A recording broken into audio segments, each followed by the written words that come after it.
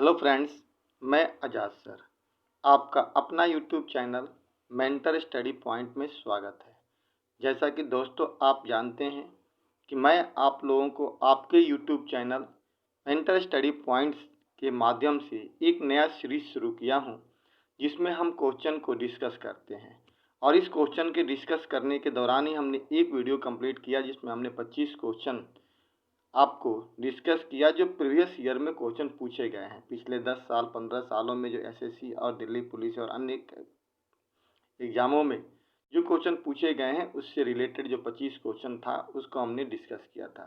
आज दोस्तों हम लोग 5 क्वेश्चन बढ़ा करके मैं लाया हूँ, आपको 30 क्वेश्चन का हम डिस्कस करेंगे। ठीक है दोस्तों, अगर आप लोगों को ये वीडियो अच्छा लगता है तो दोस्तों अपने दोस्तों के बीच में इसे शेयर कीजिए, ज़्यादा से ज़्यादा लोगों के बीच में शेयर कीजिए। और जो व्यक्ति नए चैनल से जुड़े हुए हैं वो प्लीज़ चैनल को सब्सक्राइब कर दीजिए और अपने दोस्तों के बीच में ज़्यादा से ज़्यादा शेयर करने का प्रयास कीजिए। दोस्तों अगर वीडियो आपको अच्छा लगता है तो निश्चित तौर पे आप कमेंट करें और लाइक सब्सक्राइब जरूर करें। आपसे दोस्तों यही रिक्वेस्ट है, और वीडियो को अंत तक देखने का प्रयास कीजिए ताकि जो मैं 30 क्वेश्चन लाया हूँ आप उसे अच्छी तरह से समझ पाएँ, डिस्कस में भाग ले लें। और इसका पीडीएफ मैं अपने टेलीग्राम चैनल पे डाल देता हूँ, वहाँ से आप इसे डाउनलोड कर सकते हैं। ठीक है दोस्तों, चलिए तो आज हम लोग 25 के बाद 26 नंबर क्वेश्चन की चर्चा करते हैं। टोटल आज 30 क्वेश्चन हैं। बात हो रही है दोस्तों कि अंग्रेजों द्वारा स्थापित प्रथम व्यापार केंद्र कौन सा था। अब देखिए दोस्तों, एक चीज़ मैं आपको यहीं से बता दूं, डिटेल्स में भी बताने का मैं प्रयास करता हूं आपको, क्योंकि डिस्कस का मतलब होता है बाहरी चीज़ों को भी बता देना। अंग्रेजों द्वारा स्थापित प्रथम व्यापार केंद्र यानी व्यापारिक कंपनी, व्यापारिक स्थल भारत में कौन था, तो सूरत था। जिसकी सूरत में ये लोग 1608 ईस्वी में अपनी पहली फैक्ट्री स्थापित किए थे। लेकिन दोस्तों याद रखिएगा, ये अंग्रेजों की जो फैक्ट्री थी सूरत में 1608 ईस्वी में, वो आधिकारिक तौर पर नहीं थी। ये याद रखना। एक जब कभी क्वेश्चन में आधिकारिक पूछ दिया जाए तब जाकर के 1611 में मुसलीपट्टनम में इन लोगों ने अपना आधिकारिक फैक्ट्री स्थापित की थी जहांगीर के पूछने के बाद। लेकिन सूरत में जो 1608 में इनकी स्थापित हुई थी वो आधिकारिक फैक्ट्री नहीं थी। ऐसे इन्होंने अपना वहाँ पे जगह बना लिया था। हालांकि उस समय भी भारत में जहांगीर का ही शासन चल रहा था। ठीक है दोस्तों, तो सूरत आंसर हो गया। दूसरा कह रहा है कि भारतीय राष्ट्रीय कांग्रेस की सबसे पहली महिला अध्यक्ष कौन थी। तो दोस्तों एनी बेसेंट थी, जो 1917 ईस्वी में कलकत्ता में कांग्रेस की अध्यक्षता की थी। हो गया आपको एक क्वेश्चन के साथ में 2 क्वेश्चन बता दिया। कब, तो 1917 ईस्वी में। और कहां पर, तो कलकत्ता अधिवेशन में पहली महिला एनी बेसेंट को कांग्रेस का अध्यक्ष बनाया गया था। अब देखो दोस्तों, मैं आपको थोड़ा सा अलग बता रहा हूँ। कई बार क्वेश्चन पूछा जाता है कि प्रथम भारतीय महिला अध्यक्ष, तो भारतीय महिला अध्यक्ष जो थी वो 1925 ईस्वी में, ठीक है ना, सरोजिनी नायडू को बनाया गया था कानपुर में। लेकिन ये भारतीय महिला नहीं थी, ये पहली महिला थी। वो भारतीय हो या विदेशी हो, पहली महिला कांग्रेस की थी, इसलिए 1917 एनी बेसेंट का याद रखिए। ठीक है दोस्तों, आगे बात समझ में। अब हम लोग आगे बात कर रहे हैं चंपारण सत्याग्रह का संबंध किससे था। तो चंपारण सत्याग्रह जो 1917 ईस्वी में चंपारण में हुआ था, वो नील की खेती से जुड़ा हुआ था। तो इसमें आंसर हो जाएगा नील। ठीक है दोस्तों, जहाँ पे गांधी जी गए थे और चंपारण सत्याग्रह में उनको जीत मिली थी। उसके बाद दोस्तों आता अगला क्वेश्चन, 1919 ईस्वी में जालियांवाला बाग हत्याकांड कहाँ पर हुआ था। तो अमृतसर में हुआ था। 13 अप्रैल 1919 ईस्वी को जालियांवाला बाग हत्याकांड हुई थी, जो कहाँ पर हुआ था, अमृतसर में हुआ था। याद रखिएगा। अब कह रहा कि असहयोग आंदोलन जो 1920 में शुरू हुआ था, क्यों निलंबित किया गया था, मतलब वापस क्यों ले लिया गया। तो अगला क्वेश्चन है, इसमें आंसर देखिए। कह रहा है गांधी जी के अस्वस्थता के कारण, हिंदू और मुसलमानों के बीच मतभेदों के कारण, नेतागणों के बीच मतभेदों के कारण, चौरी चौरा में हुई हिंसक घटना का। चौथा आंसर होगा दोस्तों इसमें। और असहयोग आंदोलन इसीलिए वापस ले लिया गया था 5 फरवरी 1922 ईस्वी को, क्योंकि चौरा चौरी नामक स्टेशन के पास कुछ लोग बाहर उपद्रवी हो गए और एक पुलिस थाने में जाकर के पूरा आग लगा दिया। काफी नुकसान हुआ। उस वक्त गांधी जी आपको गुजरात में थे, खेड़ा में थे, वहां से उन्होंने आंदोलन को वापस ले लिया था। हालांकि बहुत लोग नाराज भी हुए, लेकिन गांधी जी से कोई उनको ज्यादा अंतर नहीं पड़ा, तो इसका आंसर डी हो जाएगा। अब दोस्तों अगला कह रहा है कि हड़प्पा के निवासी कौन? निवासी, अब देखिए जब हम हड़प्पा सभ्यता को पढ़ाएंगे तो हम बताएंगे आपको कि हड़प्पा सभ्यता जो थी वो एक नगरीय सभ्यता थी, मतलब शहरी सभ्यता थी। तो अब ये पूछ रहा है कि हड़प्पा के निवासी कैसे थे जी?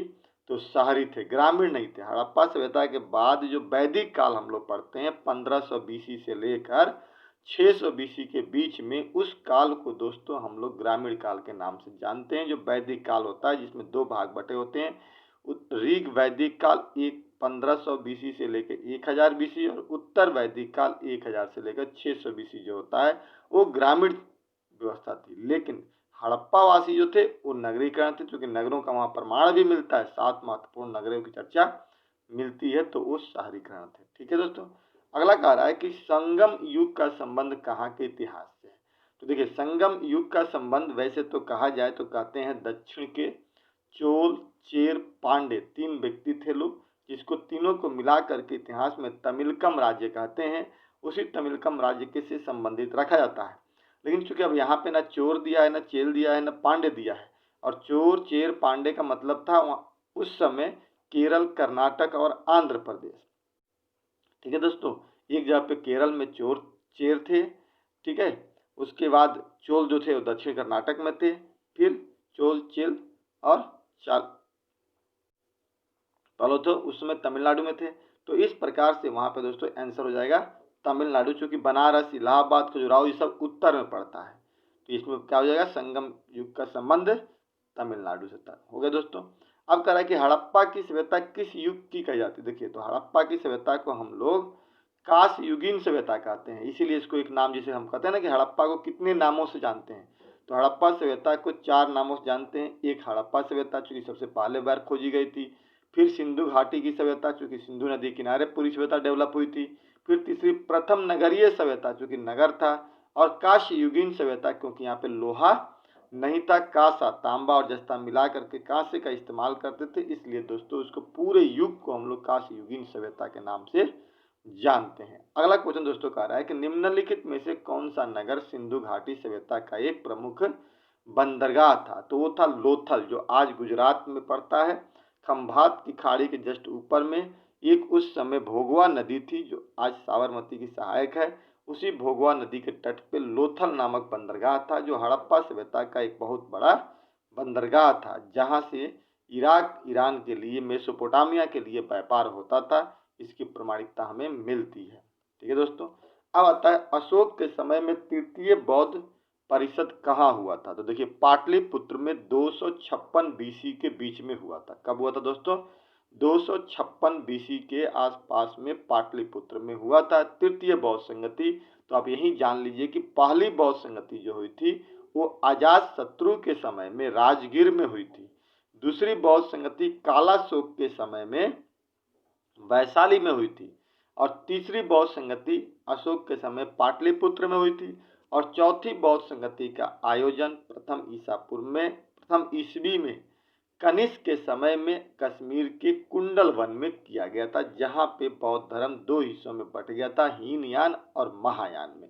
आगे दोस्तों डिस्कशन का दोस्तों मतलब यही होता है कि उसके आसपास की सारी चीजों को कर लीजिए, ताकि अगर इस बार क्वेश्चन अगर पाटलिपुत्र पूछ रहा है तो क्या पता अगली बार वो पूछ दे कि चौथी सम्मेलन कहाँ हुआ था, या पूछ दे कि तीसरी कहाँ हुआ था, दूसरी कहाँ हुआ था। तो इससे रिलेटेड अगर बौद्ध से आ रहा है तो चारों के बारे में आप जानकारी प्राप्त कर लीजिए।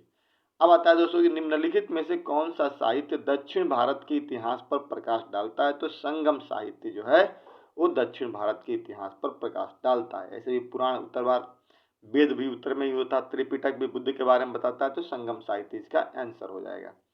अगला दोस्तों क्वेश्चन है कि जैनियों के पहले तीर्थकर कौन थे?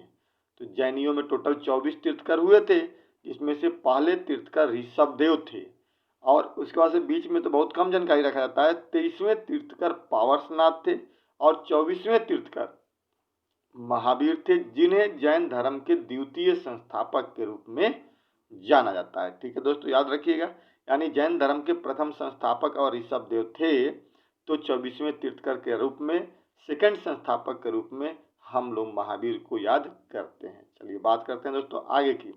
कह रहा है कि पानीपत का प्रथम युद्ध किनके बीच लड़ा गया था। तो पानीपत का पहला, कल भी हम लोग क्वेश्चन चर्चा किया था दूसरे के बारे में, तो आज पहला पूछ दिया। तो पानीपत की पहली जो लड़ाई हुई थी वो 1526 ईस्वी में बाबर और इब्राहिम लोदी के बीच हुई थी, जिसमें बाबर की जीत हुई थी और इब्राहिम लोदी की हार हुई थी। इब्राहिम लोदी की हार के साथ ही यहाँ पे लोदी वंश और दिल्ली सल्तनत का अंत हो गया था और एक नए वंश की स्थापना हुई थी भारत में, जिसे हम लोग मुगल साम्राज्य के नाम से जानते हैं, जिसका संस्थापक बाबर बना। ठीक है दोस्तों, तो याद रहेगा। अगला क्वेश्चन कह रहा है कि अकबर के 9 रत्न में शामिल बीरबल का वास्तविक नाम क्या था। तो महेश दास था। ठीक है दोस्तों, किसका नाम था इसका? महेश दास। अकबर बीरबल से काफी ज्यादा प्रभावित रहता था। अब कह रहा है कि विजयनगर राज्य की स्थापना किसने की थी। तो संगम वंश के 2 भाई थे जिनका नाम था हरिहर और बुक्का। क्या नाम था दोस्तों? हरिहर और बुक्का। इन हरिहर और बुक्का नामक भाइयों ने 1336 ईस्वी में विजयनगर राज्य की स्थापना की थी। उस समय उत्तर भारत में अलाउद्दीन खिलजी का शासन चल रहा था। मोहम्मद बिन तुगलक का शासन चल रहा था। मोहम्मद बिन तुगलक का शासन, MBT जिसे कहते हैं, उसका शासन चल रहा था। अब क्वेश्चन है अगला दोस्तों, एलोरा के प्रसिद्ध कैलाशनाथ मंदिर का निर्माण किसने करवाया था। तो कृष्णा प्रथम के द्वारा किया गया था। ओके।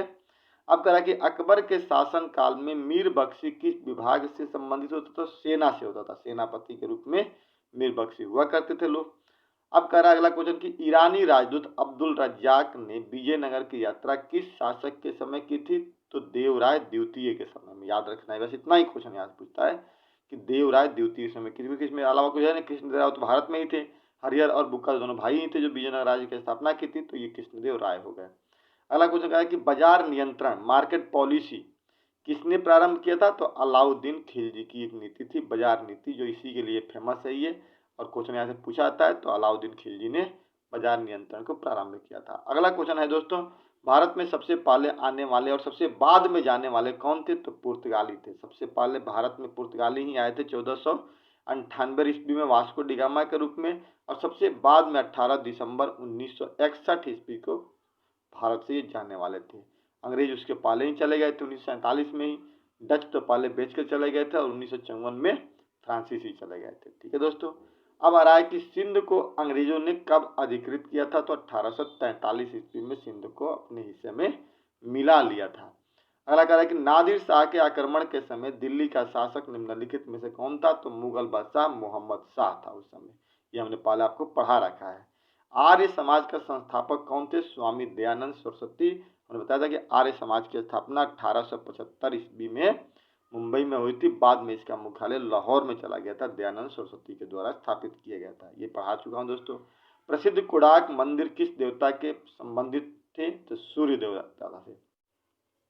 वर्ष 1829 ईस्वी में सती प्रथा को समाप्त करने में किसका योगदान था। तो लॉर्ड विलियम बेंटिंग का योगदान था, जो राजा राम मोहन राय ने उन्हें सपोर्ट किया था। दोस्तों देखिए, जो भी मैंने मॉडर्न हिस्ट्री आपको पढ़ाया है यहाँ तक, और उससे जो भी क्वेश्चन आ रहा है, तो निश्चित तौर पे आपको जो मैंने पढ़ाया है उस नोट से जरूर मिल रहा है।